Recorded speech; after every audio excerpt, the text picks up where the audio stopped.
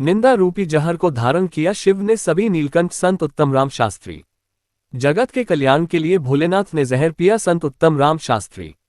श्रावण मास के अवसर पर आज शिव महापुराण कथा के दौरान श्रद्धालुओं को संबोधित करते हुए संत उत्तम राम शास्त्री ने कहा कि किसी का अपमान नहीं करना चाहिए, संसार में सभी का स्वाभिमान होता है। महाराज ने कहा कि एक बार इंद्र और बृहस्पति भगवान शिव से मिलने कैलाश पर्वत जा रहे थे। रास्ते में उन्हें एक नग्न योगी ने रोका, जो वास्तव में भगवान शिव थे, जिन्होंने इंद्र और बृहस्पति की परीक्षा लेने के लिए ये रूप धारण किया था। इंद्र ने योगी को नहीं पहचाना और क्रोधित होकर उस पर वज्र से प्रहार किया, जिससे उसका हाथ लकवाग्रस्त हो गया। शिव ने इंद्र के वज्र को निष्क्रिय कर दिया और क्रोधित होकर अपनी तीसरी आंख खोली, जिससे इंद्र भयभीत हो गया। इस घटना के बाद शिव की तीसरी आंख से एक बालक उत्पन्न हुआ, जिसे जलंधर कहा गया। जलंधर समुद्र से उत्पन्न होने के कारण सिंधु पुत्र भी कहलाया। भगवान शिव भोलेनाथ द्वारा समुद्र मंथन के दौरान निकले विष को पीने का वर्णन है। इस कथा के अनुसार देवताओं और असुरों द्वारा समुद्र मंथन के दौरान विष हलाहल निकला, जिसे शिव ने सृष्टि को बचाने के लिए पिया था, जिससे उनका गला नीला हो गया और वे नीलकंठ कहलाए। अधर्म का नाश करने के लिए असत्य का सहारा ले संत उत्तम राम शास्त्री।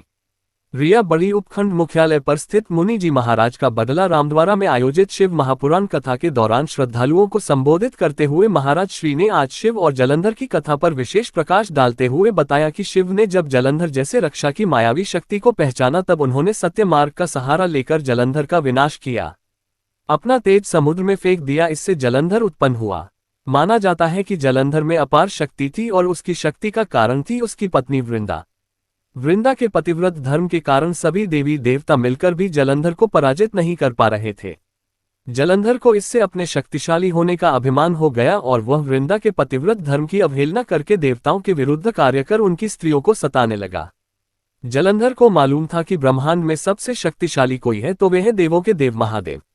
जलंधर ने खुद को सर्वशक्तिमान रूप में स्थापित करने के लिए क्रमशः पहले इंद्र को परास्त किया और त्रिलोकीपति बन गया। इसके बाद उसने विष्णु लोक पर आक्रमण किया। जलंधर ने विष्णु को परास्त कर देवी लक्ष्मी को विष्णु से छीन लेने की योजना बनाई। इसके चलते उसने बैकुंठ पर आक्रमण कर दिया। लेकिन देवी लक्ष्मी ने जलंधर से कहा कि हम दोनों ही जल से उत्पन्न हुए हैं, इसलिए हम भाई बहन हैं। देवी लक्ष्मी की बातों से जलंधर प्रभावित हुआ और लक्ष्मी को बहन मानकर बैकुंठ से चला गया। इसके बाद उसने कैलाश पर आक्रमण करने की योजना बनाई और अपने सभी असुरों को इकट्ठा किया और कैलाश जाकर देवी पार्वती को पत्नी बनाने के लिए प्रयास करने लगा। इससे देवी पार्वती क्रोधित हो गईं और तब महादेव को जलंधर से युद्ध करना पड़ा। लेकिन वृंदा के सतीत्व के कारण भगवान शिव का हर प्रहार जलंधर निष्फल कर देता था। अंत में देवताओं ने मिलकर योजना बनाई और भगवान विष्णु जलंधर का वेश धारण करके वृंदा के पास पहुंच गए। वृंदा भगवान विष्णु को अपना पति जलंधर समझकर उनके साथ पत्नी के समान व्यवहार करने लगी। इससे वृंदा का पतिव्रत धर्म टूट गया और शिव ने जलंधर का वध कर दिया। विष्णु द्वारा सतीत्व भंग किए जाने पर वृंदा ने आत्मदाह कर लिया। तब उसकी राख के ऊपर तुलसी का एक पौधा जन्म। तुलसी देवी वृंदा का ही स्वरूप है, जिसे भगवान विष्णु लक्ष्मी से भी अधिक प्रिय मानते हैं। आयोजक परिवार रामगोपाल सामरिया पुत्र भगवान राम शांति देवी सामरिया माली परिवार ने आरती की और आरती के बाद प्रसाद वितरण किया।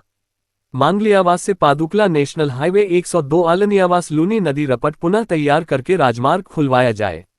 संवाददाता राजेंद्र राठी। रिया बड़ी आलनियावास नेशनल हाईवे 102 राजमार्ग क्षेत्र में बारिश आने के कारण लूनी नदी में तेज गति से पानी का बहाव आने से हाईवे मुख्य रास्ता जो मांगलियावास से पादुकला हाईवे को जोड़ता है वहां रपट टूट जाने से, जिससे हमारे गांव में हाईवे पर आने जाने वाले सभी वाहनों का रास्ता बंद है, जिससे जनमानस को बहुत भारी समस्या का सामना करना पड़ रहा है। जैसे कि रिया बड़ी उपखंड पर हर दिन व्यापार के कार्य एवं राजकीय कार्य के लिए सैकड़ों लोगों का आवागमन बाधित हो रहा है। हाईवे निर्माण कार्य राधाकृष्ण टोलवेज एंड कंपनी के द्वारा कार्य किया जा रहा है।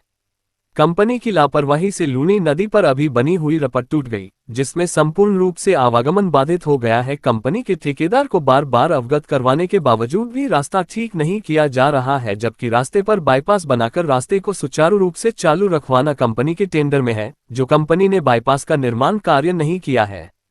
जनप्रतिनिधियों ने कहा कि मांगलियावास से पादुकला की टोल चालू कर दिया है, जो कि अभी रास्ता बंद है और नेशनल हाईवे 102 का अभी पूर्णतया रोड तैयार नहीं है और इसके बीच आलनियावास लूनी नदी का बहाव से रोड बंद पड़ा है। फिर भी टोल वसूला जा रहा है, जो कि यह नियम के विरुद्ध है और जनता में भारी रोष व्याप्त है। इसके चलते जनप्रतिनिधियों ने आंदोलन की चेतावनी दी, जिसके कारण हाईवे 102 पर पहुंचने वाले पादुकला से मांगलियावास तक का ट्रैफिक व आमजन को भारी परेशानी हो रही है। वर्तमान में रपट पर नहीं के बराबर पानी बढ़ा है, फिर भी कंपनी के द्वारा रास्ते को अवरुद्ध कर रखा है। हल्दियावास के जनप्रतिनिधियों ने रिया बड़ी उपखंड अधिकारी सुरेश कुमार को ज्ञापन देखकर बताया कि लूनी नदी की टूटी हुई रपट को कंपनी के द्वारा पुनः तैयार करवा कर रास्ता चालू करवाने को लेकर ग्राम के जनप्रतिनिधि रामस्वरूप बिश्नोई, वार्ड पंच जितेंद्र गौड़, भियाराम कच्छावा, देवीलाल जांगिर, घनश्याम गौड़, दिलीप वैष्णव, नारायण सिंह आदि मौजूद रहे।